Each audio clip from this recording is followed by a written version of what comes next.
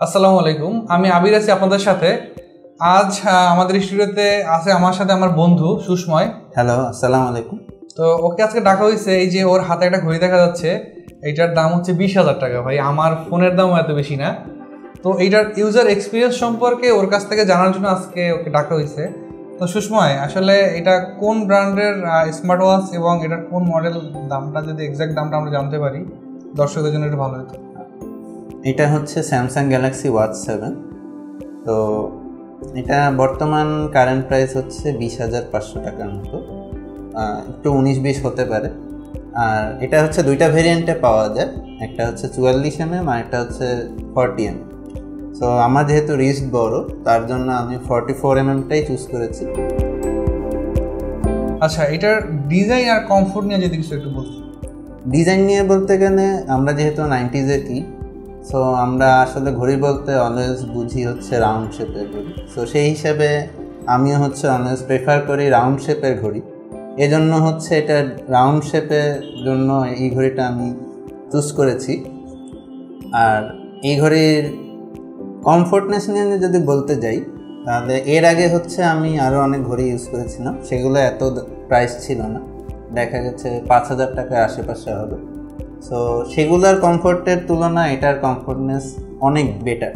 বাংলাদেশে ওয়েদার তো কখনো ঠান্ডা কখনো গরম, তো যখন গরম থাকে তখন দেখা যায় যে আমাদের হাত প্রচুর ঘাম, আর যেহেতু এটা সিলিকন বেস তার জন্য আরও বেশি ঘাম।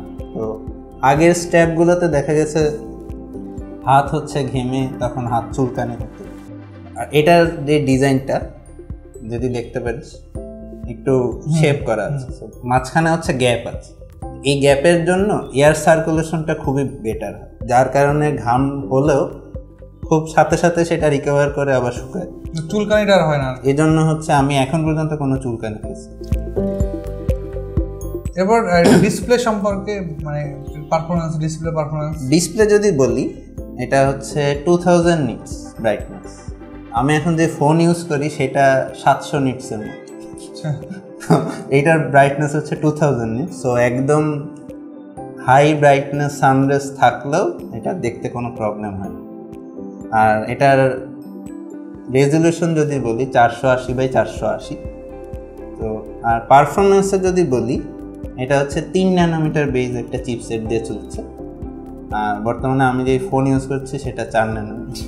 সো ফোনের থেকে আমার ঘড়ি আপগ্রেড হয়ে গেছে বেশি। এর আগের যে ঘড়িগুলো স্যামসাং আগের ঘড়ির তুলনায় এইটার পারফরমেন্স কীরকম? আগের ঘড়িগুলো তো এখন আমার ইউজ করা হয়নি, তো বললাম আগে আমি কম দামিগুলো ইউজ করেছি। নর্মালি নেটে যেগুলো দেখেছি সেই হিসাবে অন্যান্য রিভিউয়ার থেকেও আমি দেখেছি যে এটা পারফরমেন্স বেটার হয়েছে। ফিচার অনেক আছে, যেমন যে কোনো এক্সারসাইজ রিলেটেড বলতে গেলে সব রকম এক্সারসাইজই এখানে দেওয়া আছে। সো এরপর হার্ট ট্র্যাকিং বলি, SpO2 বলি, সো এইসব সব কিছুই মেজারমেন্ট আছে। সো নর্মাল যেগুলো যেমন 24 আওয়ার্স হার্ট ট্র্যাকিংটা থাকে, এটা 24 আওয়ার্স আমার অলওয়েজ হার্ট ট্র্যাকিং করতে থাকে। সিঁড়ি দিয়ে 5 তলা উঠা লাগে বাসায় যাওয়ার জন্য। তো তখন দেখা যায় যে আমি যখন 5 তলা সিঁড়ি দিয়ে উঠছি তখন কি হবে, হার্ট রেটটা বেশি দেখাবে। তো সেই ক্ষেত্রে দেখা যায় আমার নর্মালি দেখাচ্ছে যেখানে 80 to 85, তো সেখানে দেখা যাচ্ছে 100+ হয়ে যাচ্ছে। তার মানে ও এক্সাক্টটাই পাওয়া যাচ্ছে দিচ্ছে। আর ফুল চার্জ দিতে মানে কিরকম সময় নেয়? নর্মালি সাধারণত আমি হচ্ছে 40 থেকে 50%-এর মধ্যেই ঘড়ি চার্জ দিই, এর নিচে নামি না। বাট রিসেন্টলি আমি চার্জ দিতে পারিনি, 30%-এ চলে গেছিল। সো আমি তখন চার্জে দিলে 1 আওয়ারের মধ্যে ফুল আছে, অলমোস্ট 1 আওয়ারের মতো নেই ফুল চার্জ। আর এটার ব্যাটারি লাইফ সম্পর্কে যদি একটু জানতে চাই, ব্যাটারি সাপোর্ট কীরকম? ব্যাটারি আমি খুব রাফ ইউজ করি, এটা হচ্ছে কথা। আমি ঘড়িটা হচ্ছে নর্মাল ইউজই করি, নর্মাল কানেকশন, যেমন ফোন টোন, নর্মাল নোটিফিকেশন যেগুলো দরকার সেগুলো কিছু অ্যাক্টিভ আছে। আর যেমন হোয়াটসঅ্যাপটা বেশি দরকার হয় অফিসিয়াল কাজের জন্য। তো সেই হিসেবে যেহেতু এটা অ্যান্ড্রয়েড ওয়াচ, তো আমার হোয়াটসঅ্যাপ ঘড়িতে ইনস্টল করা আছে, এজন্য হচ্ছে আমার ওটা ডিরেক্টলি চলে আসে। সো মোবাইলের নোটিফিকেশন ওইভাবে করে সিঙ্ক করার দরকার হয়। তো সব ক্ষেত্রে আমি এটা মানে খুবই ভালো পারফর্ম পাচ্ছি। আচ্ছা, এটা যদি ফুল চার্জ দেওয়া হয়, মানে ফুল চার্জের আর ব্যাকআপ মানে কতদিন দেয়? আমি যেহেতু যেটা বললাম নর্মাল ইউজ করি, নর্মাল যেসব নোটিফিকেশন, তাতে আমি মোটামুটি 2 থেকে 2.5 দিনের মতো ব্যাকআপ। হেলথ ফিটনেসের ট্র্যাকিংটা, এটা সম্পর্কে যদি একটু বলতে পারো স্যার। এইটার একটা বেস্ট যেটা জিনিস, মানে স্মার্ট ওয়াচ বলতে আমরা যে অ্যাকচুয়ালি বুঝি, যেমন আগে যেগুলো আমি বললাম যে 5,000 টাকা আশেপাশে ইউজ করছি, সেগুলো তো দেখা গেছে আমাকে সিলেক্ট করা লাগে। যেমন আমি হাঁটতেছি, তা আমি ওয়াকিংটা সিলেক্ট করে মেজারমেন্ট করব, বা আমি সাইক্লিং করব, তখন আমাকে নিজে যে হচ্ছে ম্যানুয়ালি এইটার একটা স্মার্ট অপশন হচ্ছে ও অটোমেটিক ট্র্যাক করে, মানে ম্যানুয়াল করা দরকার নেই। যেমন আমি এখন বসে আছি, এখন আমি ধরি অনেকক্ষণ কন্টিনিউয়াস হাঁটা শুরু করলাম, ও অটোমেটিক আমাকে দেখাবে যে আমার ওয়াকিং, আমি এখন হাঁটতেছি, অটোমেটিক কাউন্ট করে সেটার একটা রেজাল্ট দেখাবে। আচ্ছা, তো এটা হচ্ছে ওর স্মার্টনেসের মধ্যে আমি বলবো বেস্ট একটা। এরপরে যেটা বললাম যে 24 আওয়ার্স হচ্ছে ও হার্ট ট্র্যাকিং থাকে। তো এইগুলো যেমন এখন আমি যদি রেখে দিই, টেবিলের হার্ট ট্র্যাকিং করে তো দরকার নেই, ও তো হার্ট বলে কিছু নাই, ও তো হার্ট ট্র্যাকিং করবে আমার। তা আমি যখন ঘড়িটা খুলে রাখতেছি টেবিলের, তখনও ও কী করে, ওর ওই স্মার্ট যে ট্র্যাকিং সিস্টেম, সেই সিস্টেমের মাধ্যমে হচ্ছে ওই 24 আওয়ার হার্ট ট্র্যাকিং সিস্টেমটা অফ করে। মানে ব্যাটারি ব্যাকআপটা যাতে আরো ব্যাটারি ব্যাকআপ আরো ভালো, কারণ ঘড়ি যখন খুলে রাখতেছি তখন তো আমার ঘড়ির কাজ নেই। আর হচ্ছে এটা হচ্ছে মানে টেক্সটের রিপ্লে বা হচ্ছে মানে কল করলে এটা ইজিলি, কতটা ইজিলি আর কি এই জিনিসগুলো করা যায়?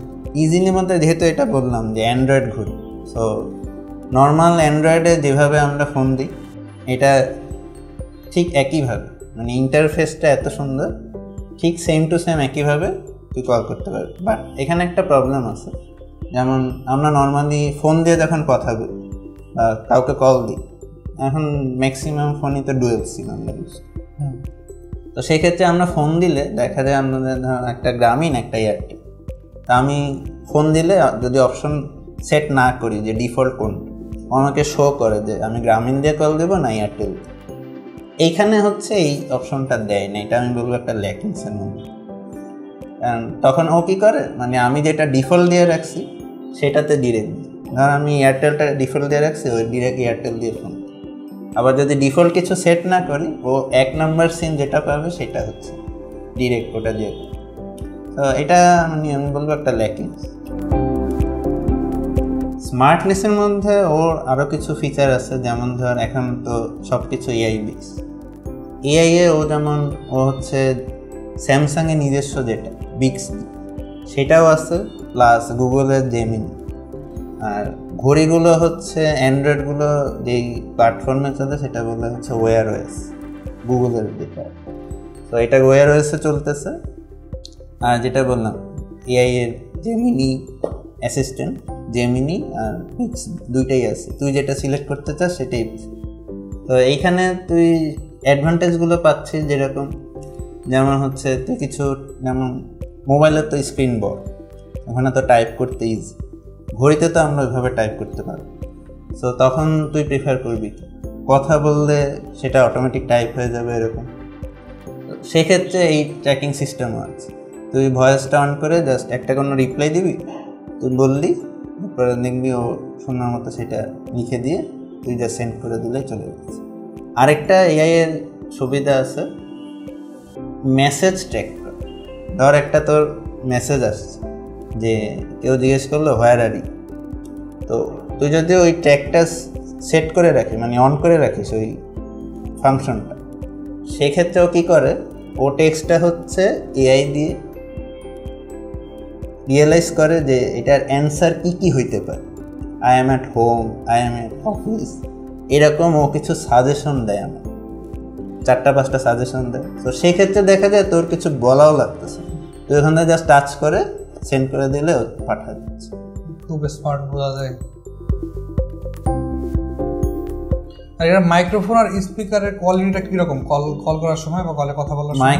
এখন ঘড়ির স্পিকার তো আর ওরকম দরকার হয়, ঘড়ির স্পিকার এখন আমরা তো ঘড়ি দিয়ে গান শুনি, এটা এখন লাগবে কোথায়, যেমন আমি বাইকে আছি, যেমন আমি বাইক দিয়ে আসতেছিলাম বাসায়, তো তখন আমার একটা ফোন আসছে, তো বাইকের পিছনে বসে ফোনটা আবার পকেট থেকে বের করা তো একটু আনকমফোর্টেবল ব্যাপার।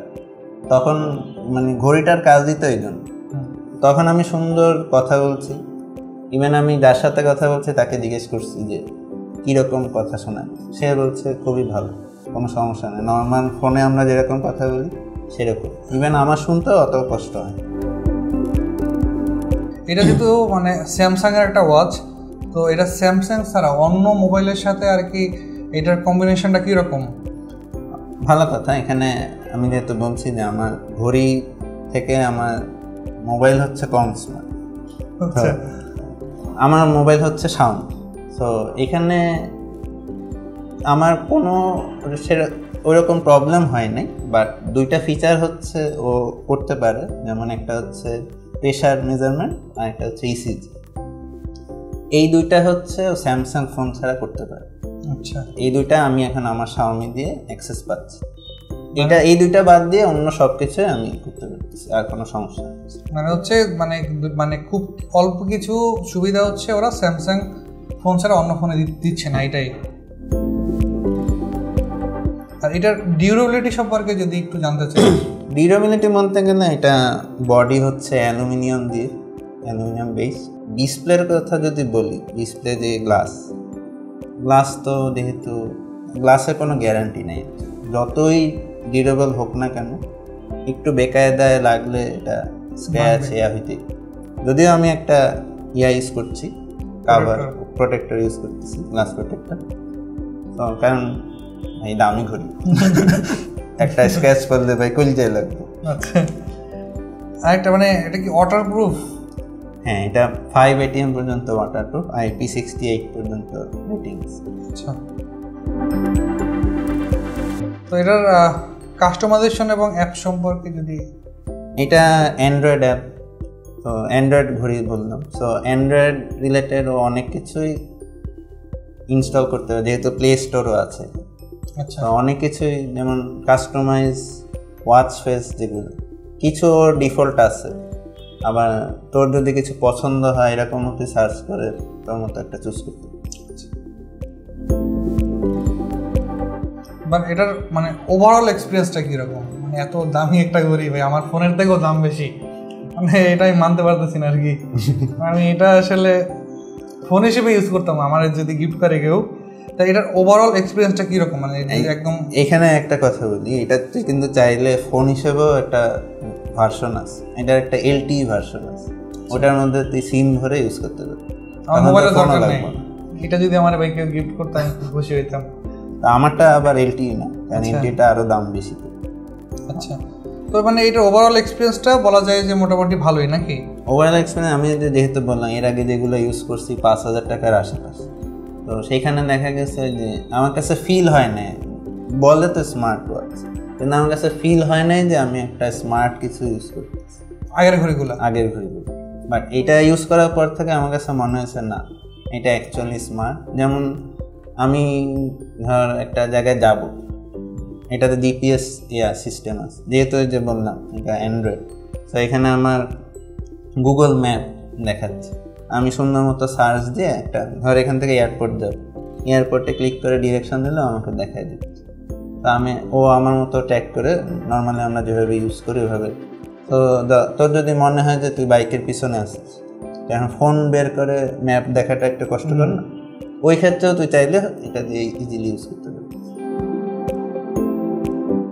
আচ্ছা, আমরা কিন্তু মানে 20,000 টাকার কমে অনেক ভালো ভালো স্মার্টফোন পাই, তো স্মার্টফোন পাইতেছি 20,000 টাকার কমে, এখানে 20,000 টাকা দিয়ে একটা স্মার্ট ওয়াচ কেনাটা কতটা অর্থিত মনে হয়? এখন এইখানে জিনিসটা কিছুটা কি বলবো, শখের বিষয়ে চলে আসে, আবার এফোর্ডের বিষয়, লাক্সারিটা অন্যরকম হয়ে যায়। একটা হচ্ছে অ্যাফোর্ডেবল, তোর এখন দরকার নেই, তুই 20,000 টাকা ফোন দিয়ে তুই হ্যাপি, তোর তো মানে 20,000 টাকা ঘড়ি কেনার দরকার, হ্যাঁ, এটা তো মানে প্র্যাকটিক্যাল লাইফের কথা।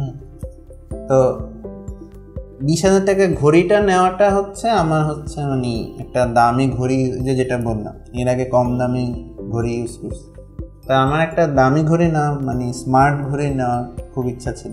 শখের বশে হচ্ছে এটা আমার না। এটা শখের বশে নেওয়া ঠিক আছে, বাট এটা অর্থিত কিনা? অর্থিত বলতে গেলে এখানে যে কিছু কিছু ব্যাপারগুলো চলে আসে, যেমন ওই যে বললাম যে অ্যাডভান্টেজগুলো, যেমন আমি এখানে যেমন হেলথ রিলেটেড যে কাজগুলো, আমি তো অত হেলথ কনসিয়াস মানুষ না। সো সেক্ষেত্রে দেখা যায় যে আমি ওই জিনিসগুলো সুবিধা এখনও আমি নিতে পারতেছি। বাট যারা হেলথ কনসিয়াস সে যদি নেয় সে তো আরও অ্যাডভান্টেজ পাচ্ছে, সেগুলো কিন্তু তুই মোবাইল দিয়ে নিতে পারবি। সো সে যদি মনে করে যে না আমার এই হেলথ কনসিয়াস লাইফের জন্য আমার একটা ট্র্যাকিং করার কিছু দরকার, তার জন্য বা আমার স্মার্ট জিনিস দরকার, তো সেক্ষেত্রে আমি বলবো ঘড়িটা জাস্টিফাই কর। আর তুই যদি নর্মাল একটা কিছু দিয়ে মনে করিস তুই হ্যাপি থাকবি, তখন আমি বলবো যে কম দামে অনেক ঘড়ি আছে, এগুলো দিয়ে তুই ইজিলি চালাবি। তো সুষময়, আজকে আমাদের স্টুডিওতে আসার জন্য এবং হচ্ছে এত সুন্দর এবং চমৎকার একটা ইউজার এক্সপিরিয়েন্স দেওয়ার জন্য ধন্যবাদ। তোকেও ধন্যবাদ তোর স্টুডিওতে আমাকে ইনভাইট করার জন্য। আচ্ছা, তো এতক্ষণ আপনার সাথে একটা ফ্ল্যাগশিপ ওয়াচের ইউজার এক্সপিরিয়েন্স শেয়ার করছি। এরকম আরও ইউজার এক্সপিরিয়েন্স জানতে আমাদের সাথেই থাকুন। আমি আবির, আজকের মতো বিদায় নিচ্ছি। আসসালামু আলাইকুম।